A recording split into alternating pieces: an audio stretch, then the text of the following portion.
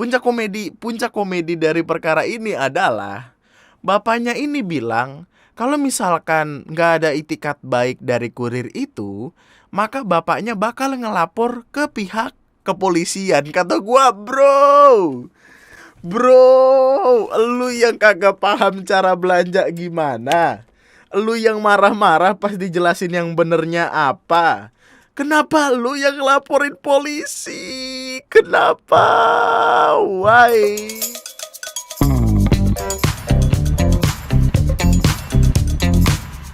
Hai, selamat datang di video gue kali ini. Dan di video gue kali ini kita akan kembali jatuh cinta sama negeri ini.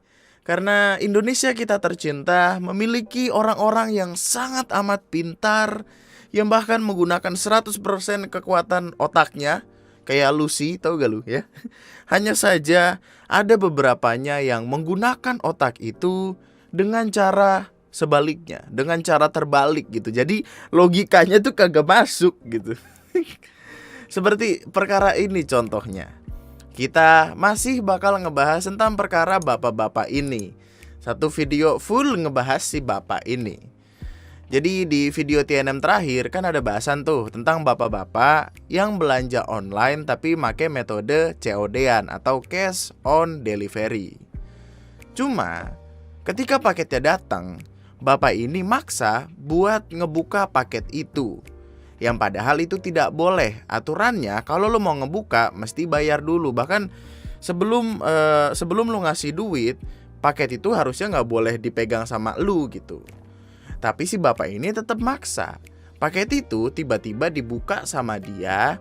Dan gak taunya setelah dibuka, ternyata bapaknya gak mau bayar karena barang yang nyampe itu gak sesuai sama pesanan yang harusnya dia terima. Kemudian ketika diminta buat bayar, si bapaknya ini malah marah-marah sama kurir yang ngirim barang tersebut. Yang mana tentu itu sangat tidak masuk akal. Ngapain elu komplain sama orang yang nganter barang, bukan sama toko yang ngirim barang tersebut? Udah masalah, marah-marah, tiba-tiba ngebikin video klarifikasi. Wow, sungguh sangat amazing sekali bapak ini. Yang lucu adalah di klarifikasi tersebut, beliau yang terhormat ini masih tidak memahami apa kesalahan dia. Dia masih bersikuku kalau dia melakukan hal yang benar. Mungkin yang ada di kepalanya si bapak ini, kurir yang nganterin barang tersebut adalah penjualnya. Yang pada kenyataannya tentu saja bukan dong. Kurir ya kurir, toko yang jualan ya toko yang jualan, itu beda gitu. Masa konsep kayak gitu aja tidak paham. Fuck, kesel banget gue sih. Kesel sendiri man. Aduh, ini jam berapa sih ini? Jam 1.56. Gue masih record tentang perkara ini lagi. Lu kalau ngeliat video klarifikasi dari si bapak ini, bapaknya tuh merasa kalau dia adalah korban dari perkara ini, playing victim. Keegoisannya dia bener-bener kelihatan ketika dia bilang kalimat kayak gini. Bisa dipakai, sudahlah dek, ambil duit 360 bayar lah. Saya penting saya buka. Sekali dibuka nomor 41. Nah di sini baru saya pakai lah. Kan tidak sesuai. Siapa yang pakai sepatu? Saya minta tolong balik ibu. Wah, tidak bisa bang. Ini harus dibayar bang. Nah siapa yang nak pakai bang? Gitu kan? Wah di situ baru mulai. Memang dia yang nyolot memang betul kan? Kayaknya memang sudah nasib saya lah untuk dipiralkan kayaknya. Nyolot, benar-benar nyolot. Sudahlah saya manas lah kan. Masa iyo itu tidak bisa pakai disipaksa suruh bayar. Yang padahal dalam konteks sistem COD, di mana itu sekarang sudah banyak digunakan oleh berbagai macam marketplace, kurir harusnya nggak ikut campur tentang masalah apakah barangnya bener atau enggak. Karena ya emang nggak tahu apa-apa gitu. Kenapa Bapak yang mulia, yang terhormat, Your Majesty, bisa-bisanya merasa kalimat yang dia keluarkan itu bener? Terus si bapaknya juga bilang kalau kurirnya nyolot. Padahal ya itu adalah respon yang sesuai gitu. Kalau gue adalah kurirnya, yang tugasnya cuma nganter barang dan nerima pembayaran tersebut, tapi tiba-tiba diomelin, diteken kayak gitu sama dia padahal nggak tahu apa-apa, ya gue juga tentu bakal emosi dong. Coba mikir gitu loh, mikir. Di perkara awalnya kan si bapak ini marah-marah kayak nih, gue tunjukin videonya deh. Belum bapak nak buka, bilang Pak jangan dibuka dulu kalau mau. Terus saya bayar dulu, abang pergi baru abang saya buka, gimana? Lah itu kan bapak Logika lah kau. Si bapaknya ini marah-marah terus kesel sendiri. Masa lu berharap orang tuh bahagia denger omelan kayak gitu? Ya nggak mungkin lah. Kalau misalkan kurirnya gua, terus dia marah-marah atas apa-apa yang gua nggak tahu, nggak mungkin kan tiba-tiba gua ngasih TV, nggak mungkin dong. Nggak mungkin dia marah-marah kayak logika lah. Terus gue tiba-tiba datang, selamat bapak dapet TV. Nggak mungkin, gue lempar, gue meledakin gitu. Kayak nggak masuk akal men. Emosi, gila. Gue yang nonton aja bisa merasakan kemarahan dari Tuhan.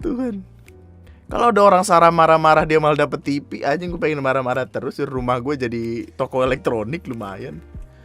Nih tipikal itu loh, boomer. Yang merasa paling bener, yang merasa kalau dia adalah orang yang paling tersakiti. Padahal emang dianya aja yang kagak ngerti gitu loh. Kagak paham dianya. Gak masuk akal men, gak paham lagi gua. Gua juga, udahlah pak, udah gitu. Emang paling bener jangan belanja online. Belanja kuota yang banyak gitu, biar bisa buka Google, biar bisa belajar gitu ya, belajar biar kagak bikin orang emosi gitu. Ngeluarin klarifikasi malah ngasih lihat ketidakpintarannya sendiri. Maksudnya apa, heran gue. Yang jadi pertanyaan gue lainnya adalah, jadi kan kedua belah pihak tuh intinya udah sama-sama ngeluarin video klarifikasi kan. Tapi ada bagian yang saling bertolak belakang gitu. Gini, sebagai konteks, sehari sebelum kejadian yang ada di video si bapak ini marah-marah pakai baju merah itu, kurirnya udah sempat ke rumah itu. Jadi 1 hari sebelum video itu kurirnya udah sempat ke rumah, tapi si bapaknya nggak ada. Kurirnya ketemu sama tukang yang lagi masang ubin di rumah si bapak ini. Kurirnya nanya dong ke bapak yang ke tukang yang masang ubin itu, bapaknya kemana? Katanya lagi pergi, sederhananya gitu. Akhirnya kurir tersebut pergi dan balik lagi ke rumah itu keesokan harinya. Di klarifikasi si bapak ini, bapaknya bilang kalau tukang yang lagi masang ubin itu ngomong kurirnya kasar. Sebenarnya 1 hari sebelum itu sudah datang sama tukang saya, dia ngomong, wah kasar nian bos, itu yang kurir kemarin itu datang. Biarlah datang. Sedangkan di klarifikasi kurirnya nggak ada kasar-kasaran gitu. Ini tentu jadi pertanyaan dong, karena setelah ngelihat klarifikasi masing-masing, ini kemungkinannya cuma 3. 1, kurirnya emang kasar, yang mana itu cukup gue ragukan. 2, tukang ubinnya ngada-ngada, tukang ubinnya ngebikin cerita sendiri. Atau 3, si bapaknya lah yang ngebikin cerita itu, yang tiba-tiba bilang kasar atau apa. Well, gue juga nggak tahu. Jadi menurut lo aja nih gimana gitu. Lo bisa tulis aja di kolom komentar di bawah, menurut lo yang mana. Coba gitu, pikir logis gitu. Perkara ini tuh apa ya, udah berubah jadi ngebingungin banget gitu. Awalnya tuh gue kira kayak ini udah angin lewat gitu, maksudnya perkaranya selesai ya udah gitu. Tapi ini jadi ribet banget men, jadi kayak sinetron gitu. Padahal secara logika kita udah jelas siapa yang salah, siapa yang bener. Jelas gue nggak tahu lu sih, tapi di mata gue udah tahu nih, maksudnya gue mau ke pihak yang mana gitu. Puncak komedi dari perkara ini adalah bapaknya ini bilang kalau misalkan nggak ada itikat baik dari kurir itu, maka bapaknya bakal ngelapor ke pihak kepolisian. Kata gue, Bro, lu yang kagak paham cara belanja gimana? Lu yang marah-marah pas dijelasin yang benernya apa? Kenapa lu yang laporin polisi? Kenapa? Why? Astaga Tuhan, komedi ya Allah, lucu banget. Komeng juga kalah lucu jadinya begini mah. Ya ampun, paringono sabar kuat selamat langgeng sentoso. Maksudnya apa gitu yang pengen bapak laporin itu apa? Perkara apa? Dasarnya apa? Apakah bapaknya pengen bilang kalau wah ini penipuan? Penipuannya di mana? Apakah karena bapak berpikir bapak mesen sepatu ukuran 39 yang nyampe 41 adalah penipuan? Ya kalau emang bapak nganggap itu penipuan, harusnya bukan ke kurir, harusnya ke toko yang jual. Kenapa kurir yang disalahin? Gitu loh. Kalau makan tuh dihabisin, ntar nasinya nangis nyumpahin orang. Gue nggak tahu apa yang gue omongin sekarang anjing. Darah tinggi gue udah nyampe atap banget. Terus di artikel juga bapaknya tuh state kayak Amzi menyebut mencalonkan diri sebagai kepala desa Ampelutuo dan mengklaim punya pemilih 1.000 orang. Kenapa segala ngomong pengen jadi kepala desa? Astaga Tuhan, kenapa bawa-bawa itu? Kenapa? Maksud gue, dan gimana ya? Kalau gue ada di tempat itu, gue malah jadi nggak mau milih tahu. Gue malah maksudnya gini loh, gue nggak mau dipimpin sama orang yang bahkan nggak bisa ngebedain mana yang bener mana yang salah gitu. Gue nggak mau milih orang yang apa-apa dikeluarin pakai emosi padahal dia nggak paham. Gue nggak masuk men, di logika gue nggak masuk, udah nggak masuk akal semua ini tuh. Apa jangan-jangan ini hanya khayalan anak? Apa ini dunia virtual anjing? Kacau banget ini. Maksud gue belum jadi kepala desa aja udah bawa-bawa kalimat kayak gitu. Gimana kalau udah jadi coba? I don't know man. I don't know. Capek otak gue gara-gara perkara beginian tuh capek. Kabar terakhir yang gue dapet sih, mas kurirnya tuh ngomong kalau kalau mau ketemu terus klarifikasi bareng-bareng masnya mau gitu. Jadi mungkin bakal diobrolin atau gimana gitu. Dan semoga tolong siapapun yang ada di sana, yang ada di Jambi, tolong jelasin kepada bapaknya ini bagaimana konsep COD itu sebenarnya gitu. Biar sadar gitu salahnya di mana.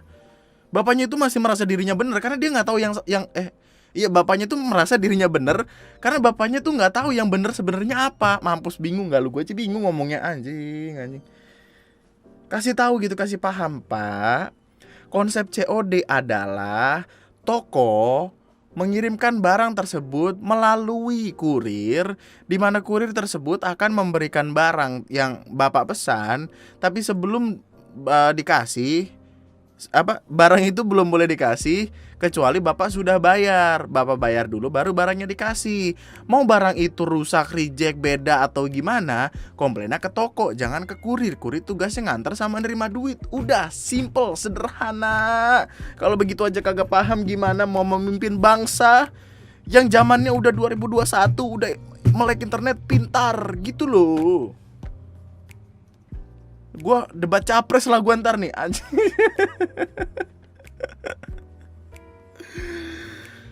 Capek otak gue gara-gara perkara beginian. Capek, ya Allah. Apapun itu pokoknya semoga perkaranya cepet kelar dah. Nih buat siapapun lu yang mungkin kerabat terdekat lu, temen-temen lu, orang tua, bibi, paman, kakek, nenek, siapapun itu, orang yang pengen belajar buat belanja online, tolong dikasih paham sama mereka, buat mereka paham apa-apa yang terjadi, gimana-gimananya gitu. Karena tuh Ketika teknologi berkembang dan ini sorry to say ya, tetap ada orang-orang yang tidak berkembang amat, dia tuh akan merasa kalau dirinya bener sampai dia memperjuangkan itu padahal dianya tuh salah gitu. Maksudnya pemahaman dia belum sampai nih sama pemahaman orang-orang lain gitu yang katakan udah berkembang. Ini gue jahat banget ngomongnya sih, tapi that's the truth gitu, itulah kenyataannya. Ketika dia pemikirannya belum berkembang, dia cenderung bakal merasa kalau dia yang paling benar. Entah karena let's say dia paling tua atau dia punya pendukung 1.000 orang. Tapi ya kuncinya adalah kalau dikasih tahu orang paham gitu, berusaha buat mau belajar, ngedengerin orang tuh penting. Konsep kayak gitu aja masih susah banget dipahamin, gue mah heran. Udah cukup darah tinggi. Gue kagak makan durian aja begini, gimana gue makan durian nih. Coba gini deh, gimana pendapat lu tentang perkara ini? Tulis aja di kolom komentar di bawah, kasih tahu gua gimana pendapat lu tentang perkara ini. Apakah gua salah ngomong ini? Mungkin gua salah, gua nggak tahu juga. Karena kebenaran hanya milik. Aduh, astagfirullahalazim. Maka itu aja buat video gua kali ini ya. Sorry nih udah gini aja nih hidup nih. Marah-marah doang, ntar jadi Bang Rigen. Nah, Bang Rigen. Subscribe kalau lu masih mau dengerin gue ngomong. Like videonya kalau lu suka, dislike aja kalau nggak suka, nggak apa-apa. Sampai jumpa di video gue selanjutnya. Tetaplah bahagia, tetaplah baik-baik saja. Semoga kita dijauhkan dari ketidakpahaman orang-orang yang padahal cuma perlu belajar tapi nggak pengen belajar karena dia nggak mau ngedengerin orang lain. Nama gue Andri, sekian dan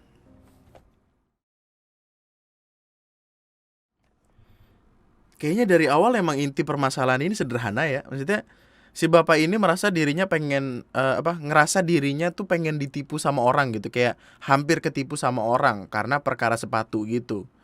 Sedangkan mas-mas kurirnya cuma pengen ngasih tahu yang bener, tapi si bapak ini nggak mau denger.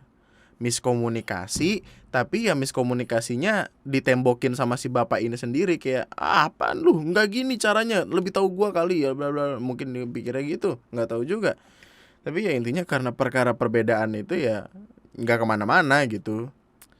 Yang gue takutin tuh kayak bapak ini dengerin satu orang aja tuh susah, gimana mau denger omongan rakyat. Wah, politik sulit. Cabut ah. Bye bye, thank you.